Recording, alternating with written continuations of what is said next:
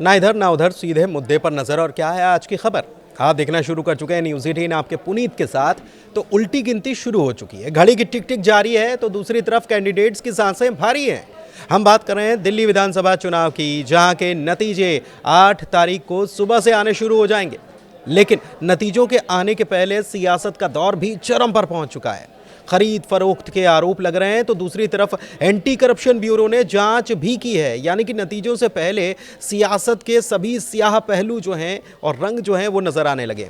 सबसे बड़ी बात तो यह है कि जीत हार के दावों के साथ साथ कैंडिडेट्स के टूटने और न टूटने वाली बातें भी होने लगी हैं। आम आदमी पार्टी के संयोजक अरविंद केजरीवाल ने नाम लिए बगैर बीजेपी पर कैंडिडेट्स की खरीद फरोख्त के आरोप लगा डाले। केजरीवाल ने दावा किया था कि उनके विधायकों और उम्मीदवारों को फोन पर 15-15 करोड़ के ऑफर दिए गए। और इसी मुद्दे पर आज सुबह 11:30 बजे सभी 70 कैंडिडेट्स की मीटिंग भी बुला ली गई थी। आम आदमी पार्टी के नेता गोपाल राय ने कहा है कि इस मीटिंग में बहुत सारी बातें हुई हैं और कैंडिडेट्स ने अपनी अपनी रिपोर्ट पेश की है। हमारी पार्टी यानी कि आम आदमी पार्टी करीब 50 सीटें जीतेगी, उन्होंने ये दावा किया। 6-7 सीटों पर करीबी मुकाबला होने की बात कही और ये भी कहा कि गाली गलौज पार्टी एग्जिट पोल के जरिए माहौल बनाना चाह रही है कि वही सत्ता में आएगी। वो हमारे विधायकों को कॉल करके उन्हें लालच दे रही है। वहीं अरविंद केजरीवाल के आरोपों के बाद बीजेपी ने एलजी वी सक्सेना को पत्र लिखा था और आरोपों की जांच के लिए मांग कर डाली, जिसके बाद एलजी ने एंटी करप्शन ब्यूरो यानी कि एसीबी को मामले की जांच के आदेश दिए। और फिर क्या था, एंटी करप्शन ब्यूरो की टीम जो है वो भी एक्टिव हो गई।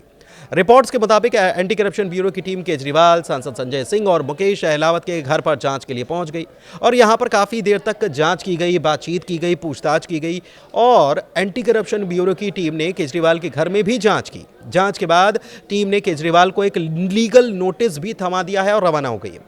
बता दें कि दिल्ली के पूर्व मुख्यमंत्री अरविंद केजरीवाल ने 6 फरवरी को 3 एजेंसियों का एग्जिट पोल आने के बाद ये आरोप लगाने शुरू कर दिए थे।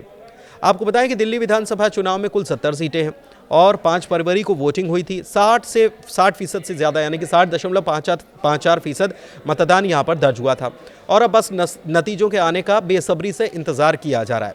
अगर एग्जिट पोल की बात कर लें तो कुल 14 एग्जिट पोल आए सामने और इसमें यह दावा किया कि इस बार दिल्ली में बीजेपी की सरकार बनने जा रही है।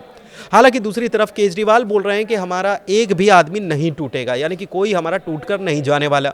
दिल्ली में विधानसभा की कुल 70 सीटें हैं और बहुमत का आंकड़ा 36 का है। अगर एग्जिट पोल की बात करें तो तमाम एजेंसियों का डेटा आ चुका है। अधिकतर एग्जिट पोल बीजेपी की जीत बता रहे हैं, भविष्यवाणी कर रहे हैं और क्लियर मेजॉरिटी बता रहे हैं। ऐसा नहीं कि कड़ा मुकाबला या कड़ी चक्कर। एग्जिट पोल की माने तो दिल्ली में बीजेपी का 27 साल का सूखा खत्म हो सकता है। आम आदमी पार्टी जीत का चौका लगाने से चूक सकती है। हालांकि कांग्रेस का प्रदर्शन वैसा के वैसा ही रहेगा, ये भी अनुमान जताया गया। वैसे तो सभी एग्जिट पोल बीजेपी की वापसी के इशारे कर रहे हैं, लेकिन 2 एग्जिट पोल ऐसे भी हैं जो चौंका रहे हैं। खुद बीजेपी को भी यकीन नहीं हो रहा है कि ये क्या हुआ। हालांकि नतीजे आएंगे तब पता चलेगा और तब यकीन आएगा कि किसने कितना दम दिखाया है। अलग अलग एग्जिट पोल और एजेंसियों की बात कर ले तो एक्सिस माई इंडिया जो है वो बीजेपी को 45 से 55 सीटें देती नजर आ रही है और आम आदमी पार्टी के खाते में 15 से 25 सीटें जा सकती हैं। कांग्रेस का प्रदर्शन जैसा था पहले वैसा ही 0 से 1 के आसपास रह सकता है। लेकिन टुडेज चाणक्य जो है उसकी तरफ से ये कहा गया है कि बीजेपी को 51 सीटें मिलेंगी। जी हाँ, 51 सीटें उसकी तरफ से भविष्यवाणी कर दी गई है और अपने डेटा बताया गया है। वहीं आम आदमी पार्टी को 19 सीटें देने की बात कही गई है। पोल डायरी का एग्जिट पोल भी बता देते हैं जिसमें बीजेपी को 42 से 50 सीटें मिल सकती हैं और आम आदमी पार्टी 18 से 25 सीट के साथ सत्ता से बाहर हो सकती है। कांग्रेस को ज्यादा से ज्यादा 2 सीटें मिलने का अनुमान इसके द्वारा जताया गया है। वहीं पीपल्स प्लस का भी एग्जिट पोल आया जिसमें बीजेपी की सुनामी नजर आ रही है और बीजेपी को 51 से कुल 60 सीटें मिल सकती हैं और वहीं आम आदमी पार्टी को केवल 10 से 19 सीटों के आसपास संतोष करना पड़ सकता है। कांग्रेस का खाता भी नहीं खुलेगा, इस एग्जिट पोल में यह दावा किया गया। मैट्रिक्स का एग्जिट पोल भी आया है जिसमें भाजपा को 39 से 35 सीट के आसपास मिल सकती हैं और बीजेपी यहां पर सरकार भी बना सकती है। हालांकि 35 सीटों पर तो सरकार नहीं बनाई जा सकती, लेकिन इससे अधिक सीटें आती हैं तो बीजेपी सरकार बना सकती है। इस एग्जिट पोल में कहीं ना कहीं थोड़ा सा मुकाबला नेक टू नेक कहा जा सकता है क्योंकि आम आदमी पार्टी को 32 से 37 और कांग्रेस को 0 से 2 सीटें मिलने का अनुमान इसमें जताया गया है। प्री मार्क का एग्जिट पोल भी आया जिसमें बीजेपी 39 से 49 सीटें जीतकर पूर्ण बहुमत की सरकार बना सकती है। आम आदमी पार्टी को 21 से 31 और कांग्रेस को 0 से 1 सीट मिलने की संभावना इसमें जताई गई है।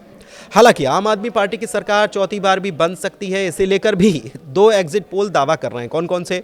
माइंड ब्रिक का एग्जिट पोल इसमें आम आदमी पार्टी को बहुमत मिलने की संभावना जताई गई है और इसके मुताबिक 44 से 49 सीटें आम आदमी पार्टी लेकर आ सकती है और बीजेपी के खाते में 21 से 25 सीटें जा सकती हैं, जबकि कांग्रेस को ज़्यादा से ज़्यादा एक सीट मिलने का इसमें अनुमान जताया गया है। वी प्रिसाइड का एग्जिट पोल भी सामने आया। आम आदमी पार्टी को इसमें 46 से 52 सीटें मिलने की संभावना जताई गई। इसके मुताबिक भाजपा को 18 से 23 सीटें मिल सकती हैं। कांग्रेस के लिए खाता खोलना मुश्किल हो सकता है, ये भी कहा गया। आपको बता दें कि साल 1993 में विधानसभा चुनाव की शुरुआत दिल्ली में हुई थी और इसके बाद ज़्यादातर तो ऐसा हुआ है कि दिल्ली में पूर्ण बहुमत की सरकार ही बनी है। अन्ना आंदोलन के बाद आम आदमी पार्टी जब चुनाव में आई थी तो उसके आने की वजह से 2013 का चुनाव अपवाद साबित हुआ था और उस वक्त ऐसा हुआ था कि किसी भी दल को बहुमत नहीं मिला था और अगर इसे छोड़ दिया जाए तो हर चुनाव में दिल्ली की जनता ने बिल्कुल क्लियर मेजॉरिटी दी है किसी भी एक दल को। साल 1993 में विधानसभा चुनाव की जब शुरुआत हुई थी तो ज़्यादातर दिल्ली में पूर्ण बहुमत की सरकार बनी, लेकिन अन्ना आंदोलन के बाद आम आदमी पार्टी के आने के बाद अपवाद 2013 का चुनाव साबित हुआ था। अब अगर जनादेश की बात कर ली जाए तो 1998 के चुनावों में कांग्रेस ने 52 सीटें जीतकर बीजेपी को सत्ता से बेदखल किया था। सबसे पहले बीजेपी आई थी 93 में, उसके बाद 98 में कांग्रेस आई। भाजपा केवल 17 सीटों पर सिमटी। 2003 के चुनाव में कांग्रेस ने 47 सीटों पर जीत हासिल की और फिर से सरकार बनाई। दूसरी बार शीला दीक्षित मुख्यमंत्री बनी थी। फिर 2008 में चुनाव हुए, कांग्रेस ने 43 सीटें जीती और सत्ता को बरकरार रखा। फिर 2013 आया जब आम आदमी पार्टी आ गई थी, उतर गई थी मैदान में और केजरीवाल की अगुवाई में आम आदमी पार्टी ने पहली बार सरकार बनाई थी, हालांकि जुगाड़ से या जोड़ तोड़ से, जिसे कहा जाए कि सहयोगियों का साथ लेकर, क्योंकि आम आदमी पार्टी को 28 सीटें मिली थी, लेकिन आम आदमी पार्टी का ये पहला चुनाव था। धमाकेदार ये उसकी एंट्री कही जा सकती है। बीजेपी 31 सीटें हासिल कर चुकी थी, लेकिन बहुमत से वो दूर थी।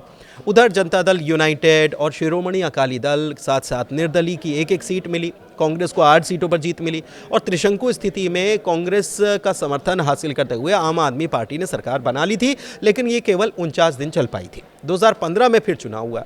इसमें आम आदमी पार्टी ने ऐतिहासिक प्रदर्शन किया और 70 में से 67 सीटें जीती और भाजपा को केवल 3 सीटें हासिल हुई। कांग्रेस का खाता शून्य हो गया। इसी तरह 2020 में विधानसभा चुनाव जो हुए तो एक बार फिर से आपने अपना दबदबा रखा और 62 सीटें जीती। भाजपा और कांग्रेस को करारी मात मिली। भाजपा केवल 8 सीटों पर आ गई, जबकि 15 सालों तक दिल्ली की सत्ता में रही हुई कांग्रेस का प्रदर्शन लगातार दूसरी बार शून्य रहा था। और इस बार अब इंतजार हो रहा है, तो घड़ी की टिक टिक शुरू हो गई है और इसी के साथ जो उम्मीदवार हैं उनकी धड़कनें भी तेज हैं। देखते हैं नतीजे क्या आते हैं। न्यूज़ 18 पर सबसे पहले नतीजे आपको मिलते रहेंगे। धन्यवाद।